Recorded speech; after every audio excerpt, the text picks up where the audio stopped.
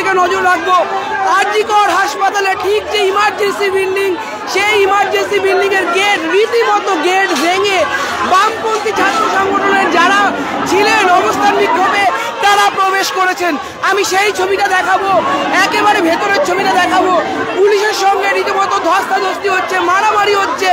যারা বামপন্থী ছাত্র সংগঠনের প্রতিনিধিরা ছিলেন আর.জি. কর হাসপাতাল চত্বরের বাইরে অবস্থান বিক্ষোভে ছিলেন, তারা রীতিমতো একেবারে পুলিশের সঙ্গে খণ্ডযুদ্ধের পরিস্থিতি তৈরি হয় এবং সেখান থেকে তারা রীতিমতো আর.জি. কর হাসপাতালের ইমার্জেন্সি বিল্ডিং এর গেট থেকে তারা ভেতরে ঢুকে যান এবং তারা যে বিল্ডিং এ সেই থার্ড ফ্লোর অর্থাৎ যেখানে ঘটনাটা ঘটেছে সেখানে যাওয়ার চেষ্টা করেন। আমরা সরাসরি সেই ছবি দেখাচ্ছি, আমার ক্যামেরা পার্সন রতিন কুণ্ডু দেখাচ্ছে সেই ছবি, যে ইমার্জেন্সি বিল্ডিং ঠিক যেখানে ঘটনার এপিসেন্টার সেখানে রীতিমতো এক উত্তপ্ত পরিস্থিতি তৈরি হয়েছে। আমি আবার বলবো, ঠিক যেখানে দুর্ঘটনার এপিসেন্টার অর্থাৎ আর.জি. কর হাসপাতাল, সেই যেখানে ঘটনা ঘটেছে সেখানে রীতিমতো বামপন্থী ছাত্র সংগঠনের প্রতিনিধিরা তারা রীতিমতো গেট ভেঙে দিয়ে অর্থাৎ পুলিশকে সরিয়ে ধাক্কা মেরে লাথি মেরে ভেতরে প্রবেশ করেন এবং তাদের প্রত্যেকের দাবি ঠিক যে ঘরে এই ঘটনা ঘটেছে, নৃশংস খুন হয়েছেন ছাত্রী, সেখানে তাদের যেতে দিতে হবে। আমরা দেখতে পাচ্ছি সেই ছবি, একেবারে ইমার্জেন্সি গেটের সামনে উত্তাল পরিস্থিতি। বামপন্থী ছাত্র সংগঠনের বহু লোকজন তারা এসেছেন। আমরা কথা বলার চেষ্টা করব ছবি দেখানোর জন্য। ইমার্জেন্সি বিল্ডিং এর বাইরে ঠিক যেখানে যে বিল্ডিং এর থার্ড ফ্লোরের সেমিনার রুমে ছাত্রীর নৃশংস হত্যাকাণ্ড ঘটে, সেই ঘরের বাইরে বামপন্থী যুব সংগঠনের প্রতিনিধিরা মীনাক্ষী ধ্রুবজ্যোতিরা প্রবেশ করেন এবং সেই ছবির পরেই দেখি পুলিশের সঙ্গে রীতিমতো খণ্ডযুদ্ধের পরিস্থিতি হয় এবং গেট ভেঙে ইমার্জেন্সি বিল্ডিং এর মধ্যে প্রবেশ করে যান তারা এবং বাইরে একদিকে চলছে সেই বিক্ষোভ এবং অবস্থান বিক্ষোভ চলছে সেখানে।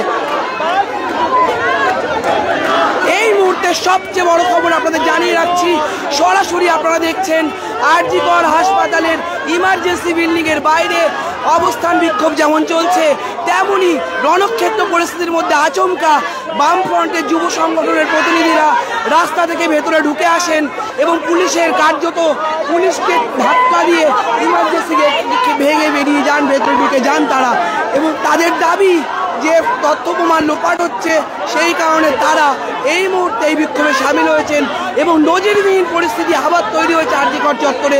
আপাতত শান্ত পরিস্থিতি ছিল, অপর্ণা সেনরা আসেন, তারা এসে বক্তব্য রাখেন, তারা প্রতিবাদ জানান, রাজ্য সরকারের বিরুদ্ধে তারা তোপ দাগেন। ঠিক তার মধ্যেই এই পরিস্থিতি, এই অপ্রীতিকর পরিস্থিতি তৈরি হয় বামপন্থী যুব সংগঠনের পক্ষ থেকে। আমরা সেই ছবি সরাসরি দেখাচ্ছি আপনাদের।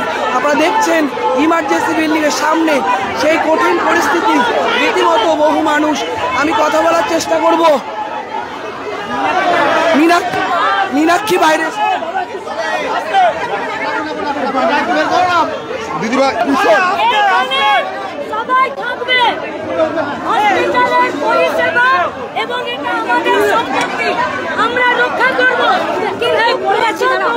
লোপাট করতে দেব না। আপনাদের কাছে আমাদের আবেদন, সবাই এখানে বসবেন, আমরা দেখে আসবো ভেতরে যে আসলে ভাঙা হচ্ছে কি না।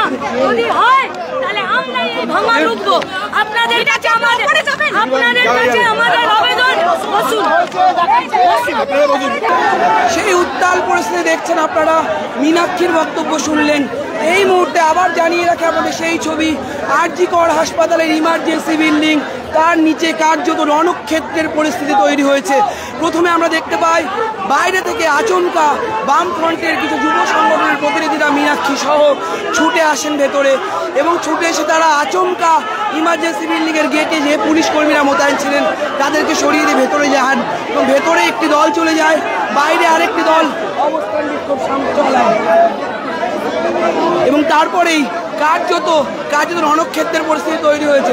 ওখানে ছবিতে আমরা কথা বলার চেষ্টা করব।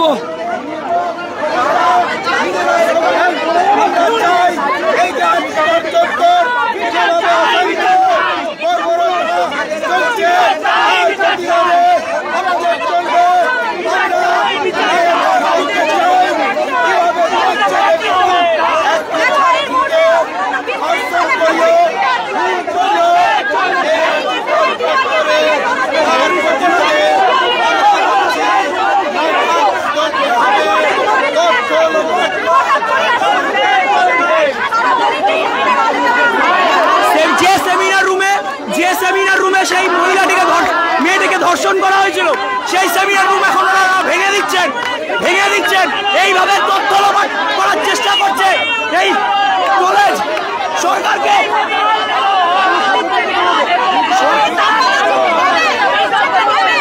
পুলিশ কি করে আমরা যাই না, সেমিনার রুম আমরা ভাঙতে দিচ্ছি না, দেবো না। সেমিনার রকম করা যাবে না, আমরা করতে দেবো না।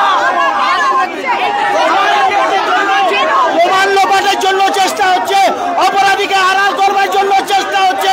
আমরা সেমিনার রুম ভাঙতে দেব না, সেমিনার রুম আমরা ভাঙতে দেব না। প্রমাণ লোপাটের চেষ্টা করছে সরকার, অপরাধীকে আড়াল করবার চেষ্টা করছে। এই সেমিনার একেবারে সেই ছবি আমরা দেখাচ্ছি। রীতিমতো একদিকে বিক্ষোভ, কিসের দাবি আপনাদের? আমি কান ধরছি, কিসের দাবি? সেমিনার রুমে এভিডেন্স ভাঙার চেষ্টা করছে, সেটাই বলছে আমাদের, কিন্তু আমরা আটকাচ্ছি যাতে সেমিনার রুমের কোনো এভিডেন্স নষ্ট না হয়, যাতে যেইখানে এই নোংরা ঘটনা ঘটেছে সেইখানে যেন কোনো রকম সাক্ষ্য আমরা নষ্ট করতে দেব না। আমরা তাই প্রতিবাদ করছি।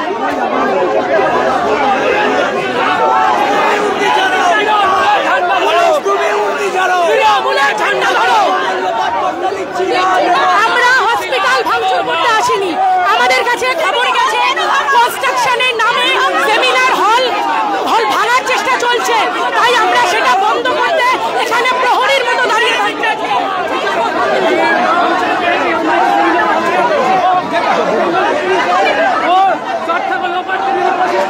সেই ছবি দেখাচ্ছে, চূড়ান্ত ধস্তাধস্তির ছবি। পুলিশ কিন্তু রীতিমতো সরিয়ে দিচ্ছে বামফ্রন্টের যারা যুব সংগঠনের প্রতিনিধি, তাদের রীতিমতো ধস্তাধস্তির পরিস্থিতি। এবং বেরিয়ে আমরা সেই ছবি দেখানোর চেষ্টা করছি ইমার্জেন্সি বিল্ডিং এর একেবারে সামনে। রীতিমতো উত্তপ্ত পরিস্থিতি, এবং সেখানে দেখা যাচ্ছে বহু মানুষ যারা আচমকা ইমার্জেন্সি বিল্ডিং এর সামনে এসে স্লোগানি করতে থাকে।